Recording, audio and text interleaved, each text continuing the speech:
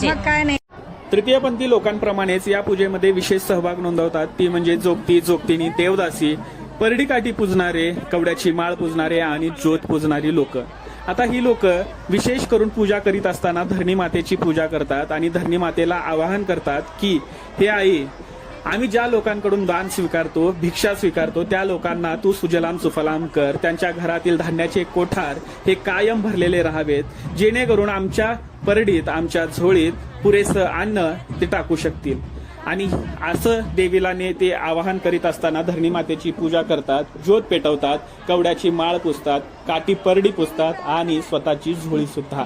श्रद्धा, अंधश्रद्धा या दोघांना बाजूला सारून जेव्हा माणूस म्हणून आपण या डंका पूजेकडे पाहतो त्यावेळेला एक गोष्ट समोर येते, ती म्हणजे उच्चवर्णीय लोकांनी ज्या लोकांना लाथाडलेलं आहे, ज्या लोकांना स्वीकारलेलं नाहीये, अशी लोक म्हणजेच तृतीयपंथी, जोगती, जोगतिनी आणि त्याचबरोबर देवदासी लोक, ही लोक एकत्रित येऊन ही डंका पूजा करतात. आणि पूजा करीत असताना ही जमिनीची पूजा करतात, म्हणजेच निसर्गाची पूजा ही करताना आपल्याला दिसतात.